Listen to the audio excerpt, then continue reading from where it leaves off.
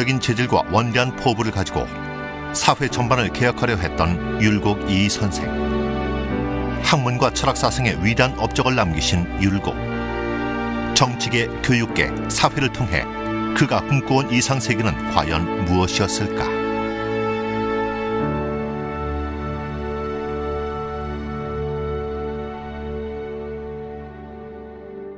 (1536년) 중종 31년 율곡은 아버지 이원수와 그림과 글에 뛰어난 재능을 보였던 어머니 신사임당의 7남매 중 셋째 아들로 태어났다.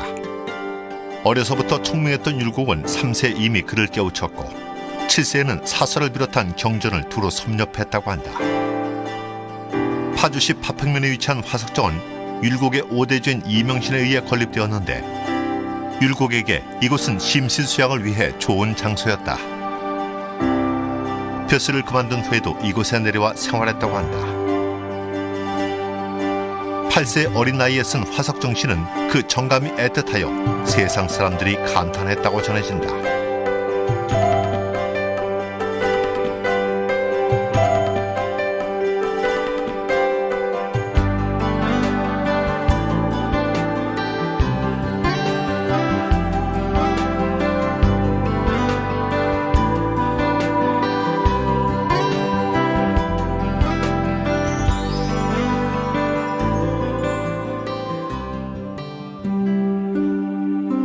율곡은 13세에 처음으로 진사초시에 합격한다.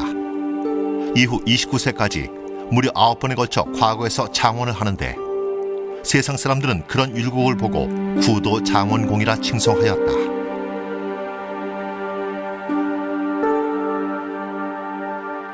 율곡의 이러한 실력은 어머니 신사임당의 교육에서 꼽히었는데 신사임당의 자녀 교육은 맹무의 삼천지교에 못지않았다고 한다. 그러나 율곡이 16세가 되던 해 신사임당은 갑자기 세상을 떠난다. 율곡은 그때 심한 정신적인 충격을 받고 3년상을 마친 뒤 호련히 금강산으로 들어가 그곳에서 선을 수련하고 불교를 공부한다.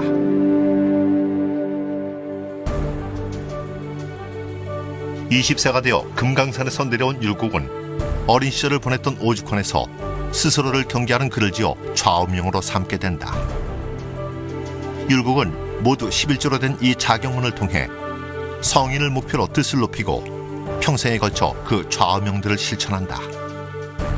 어떻게 보면 율곡의 일생에 있어서 중요한 전환의 의미를 가져다 준 시기가 바로 이때라 할 수 있을 것이다.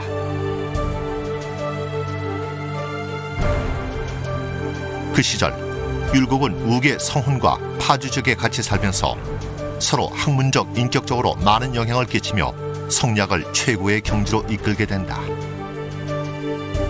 23세엔 당시 대표적인 성리학자였던 58세의 퇴계 이황을 만나게 되며 이 두 철인이 조선조 성리학의 양대 산맥을 이루게 된다. 이황을 만난 그해 율곡은 별시에 천도책이라는 글을 써 장원을 한다. 이 천도책은 율곡의 자연철학 사상을 그대로 담아낸 것이었는데 이 천도책은 중국에까지 알려져 국가 간의 외교 친선을 도모하는 데 큰 힘이 되었다고 한다.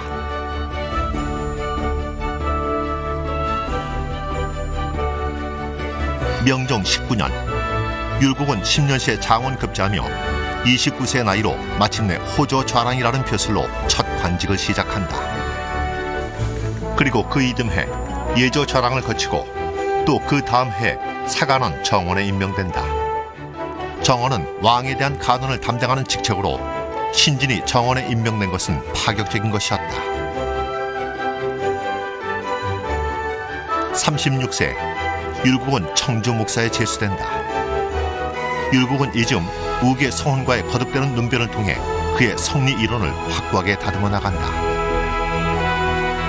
39세가 되는 1574년 우부성지로 승진하면서 제도 개혁과 백성이 편안히 살 수 있는 방책을 논한 만원 봉사를 올리고 이듬해에는 성학 지배를 집필하면서 왕성한 학문적 활동을 보여준다.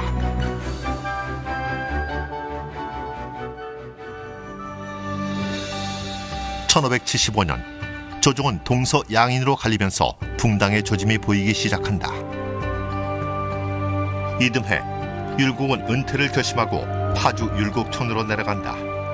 그리고 처가인 해주 석담으로 내려가 그곳에서 온 가족과 모여 살며 가족의 화목을 유지하기 위해 동거계사를 지어 그대로 실천하게 이른다.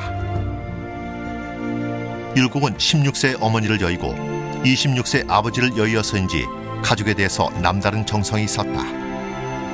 또한 그 집안의 기둥으로 항상 모범을 보이며 법도를 지켜 화평함을 잃지 않았다고 전해온다.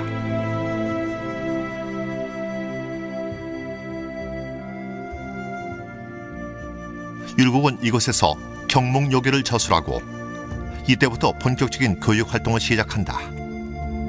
경몽요괴는 후일 이조판서 재임중 저술한 학교 모범과 함께 학생들이 반드시 읽어야 할 필독서로 우리 교육사에 새로운 지평을 연 책들이었다. 이후 율곡은 은경정사를 설립하고 학생들을 가르쳤는데 곳곳에서 글을 배우러 오는 사람이 끊이지 않았다고 한다.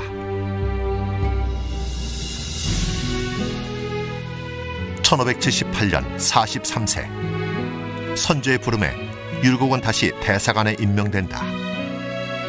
이후 율곡은 호조판서, 대제학, 이조판서 등 정계의 핵심 요직을 두루 거친다. 그리고 47세가 되는 선조 16년 율곡은 병조판서를 맡으면서 군사와 재정, 변방을 튼튼히 하는 것들을 주요 골자로 하는 육조계를 올린다.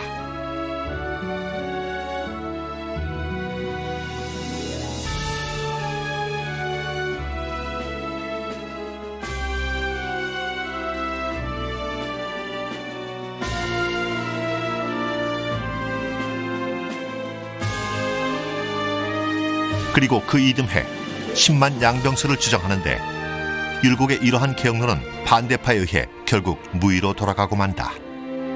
10만 양병설 이후 3사의 탄핵을 받고 율곡은 공직에서 물러나게 된 후 다시 이조판서에 복귀하나 이미 병이 깊었다.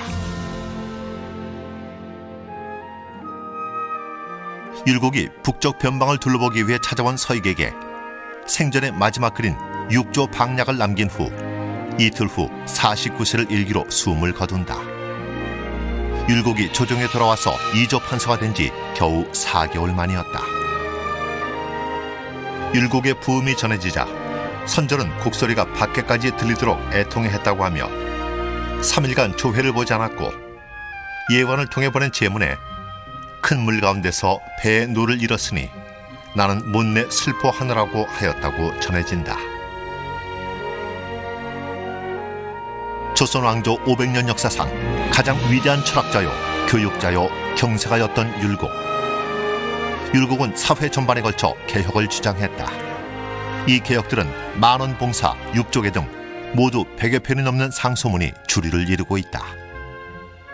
하지만 그러한 노력에도 불구하고 율곡의 개혁 정치는 실현되지 못했다. 오히려 후대에 와서 그의 주장들이 실현되기에 이르렀다. 오직 나라와 백성들만 생각하며 모든 분야에서 실천적 행동 철학으로 개혁 정치를 펼쳤던 율곡 이. 지금까지 최고의 학자이자 실천가로 손꼽는 이유일 것이다.